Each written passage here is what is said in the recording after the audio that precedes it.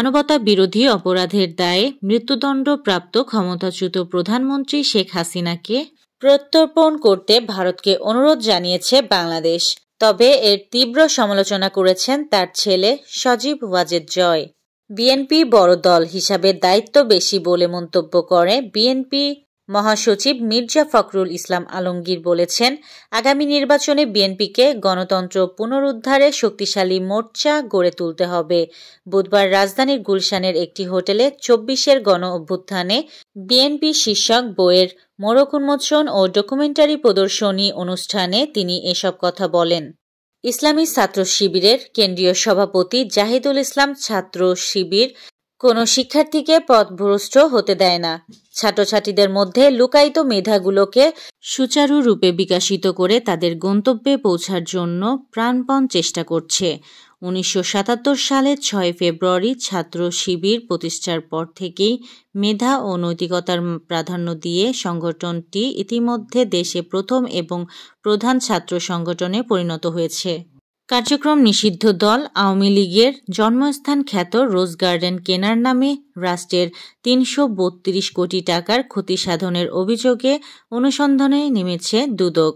গৃহায়ন ও গণপূর্ত মন্ত্রণালয়ের কিছু অসাধু কর্মকর্তার যোগসাজশে রোজ গার্ডেন বাড়িটি কেনার মাধ্যমে রাষ্ট্রের ৩৩২ কোটি টাকার ক্ষতি হয়েছে বলে অভিযোগ পাওয়া গেছে।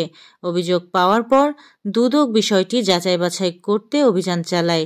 অভিযানে প্রাপ্ত তথ্য ও নথির ভিত্তিতে কমিশন প্রাথমিক অনুসন্ধান শুরু করেছে। বাগেরহাটের মোংলায় সামাজিক যোগাযোগ মাধ্যম টিকটকে রাসূলুল্লাহ সাল্লাল্লাহু আলাইহি সাল্লামকে কটূক্তি ও ধর্মীয় বিদ্বেষমূলক বক্তব্য পোস্ট করার অভিযোগে এক যুবককে আটক করেছে মোংলা থানা পুলিশ। গাজীপুরের বাঘের বাজার এলাকায় স্ট্যান্ড ফিনিক্স কয়েল কারখানায় আগুন লাগার ঘটনা ঘটেছে। আগুন নিয়ন্ত্রণে কাজ করছে ফায়ার সার্ভিসের ৯টি ইউনিট। বুধবার দুপুরে এই আগুন লাগার ঘটনা ঘটে। তাৎক্ষণিকভাবে আগুন লাগার কারণ জানা যায়নি। মালয়েশিয়ার দেয়া শর্ত পূরণ করলে আবার সিন্ডিকেট হবে, বলেছেন আসিফ নজরুল। মার্কিন প্রেসিডেন্ট ডোনাল্ড ট্রাম্প বলেছেন, সৌদি যুবরাজ মোহাম্মদ বিন সালমান ২০১৮ সালে সাংবাদিক জামাল খাশোগির হত্যাকাণ্ড সম্পর্কে কিছুই জানতেন না। নারী কাবাডি বিশ্বকাপের এবারের আসরে প্রথম হার দেখল বাংলাদেশ। পরপর ২ জয়ের পর মিরপুর সোহরাওয়ার্দী স্টেডিয়ামে আজ বর্তমান চ্যাম্পিয়ন ভারতের কাছে ৪৩-৮ পয়েন্টে হেরেছে শাহনাজ পারভীনের দল। আগামী শনিবার এই গ্রুপে নিজেদের চতুর্থ ম্যাচে বাংলাদেশের প্রতিপক্ষ থাইল্যান্ড।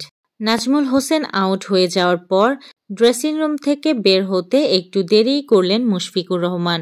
গ্যালারিতে বসে থাকা দর্শকদের প্রায় সবার ফোনের ক্যামেরায় তখন বাংলাদেশ দলের ড্রেসিং রুমের দরজায় তাক করা। মুশফিকের শততম টেস্ট ব্যাটিং করতে যাওয়ার মুহূর্তটাকে ফ্রেমবন্দি করে রাখতে চান তারা। এই ছিল আজকের শীর্ষ সংবাদ। ছিলাম আমি ইয়াসমিন আক্তার, সুরমা টিভি 24।